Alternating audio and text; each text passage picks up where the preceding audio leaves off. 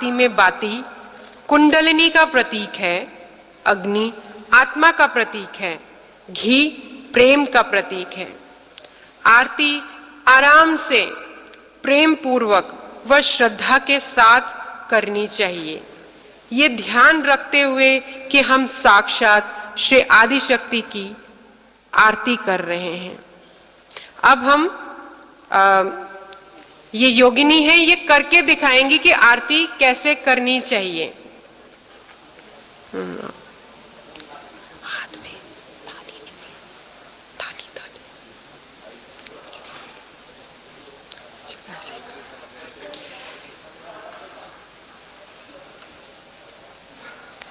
ये अपने हाथ सिंबॉलिक तरीके से रख रहे हैं कि जैसे इन्होंने आरती की थाली पकड़ रखी है।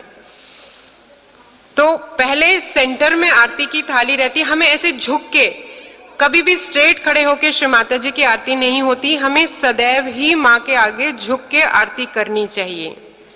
आरती हमेशा लेफ्ट साइड से शुरू होती है, फिर सेंटर में आती है, एकदम एक्सट्रीम राइट तक नहीं जानी चाहिए, सेंटर तक आनी चाहिए। लेफ्ट साइड से शुरू करके सेंटर में आए, फिर उसके बाद ये प्रोसेस जो हमारा सेंटर से लेफ्ट है, ये 3 टाइम्स होता है।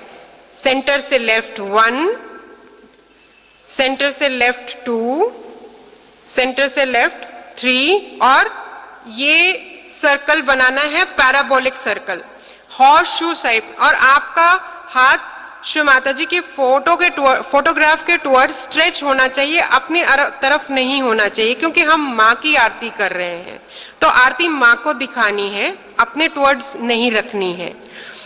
फिर उसके बाद सेंटर से राइट 1, सेंटर से राइट 2, सेंटर से राइट 3, और फिर एक सर्कल।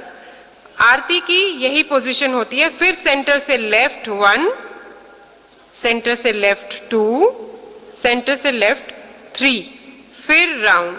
यही आरती का सही तरीका होता है, क्योंकि श्री माता जी ने बताया है जैसे हम बंधन लेते हैं ऐसे ही हम आरती करते हैं। हम लेफ्ट और राइट में श्री माता जी के चक्रों की आरती करते हैं, जिसका बेनिफिट हमारे चक्रों को होता है। तो हम इसीलिए पहले लेफ्ट करते हैं, और कुंडलिनी का मूवमेंट भी पहले लेफ्ट होता है, फिर उसके बाद राइट होता है। फिर जब आरती खत्म हो जाती है तो हमारी आरती की थाली सेंटर हार्ट तक लाके प्रणाम करके फिर हमें आरती की थाली नीचे रखनी चाहिए और प्रणाम करके आ जाना चाहिए। आरती में हम ताली बजाते हैं। ताली बजाने से हमारे चक्र साफ होते हैं। 3 तालियां बजाने से हम अपना अहंकार हम अपने अहंकार को श्री महालक्ष्मी, श्री महासरस्वती और श्री महाकाली की शक्तियों से नष्ट करते हैं।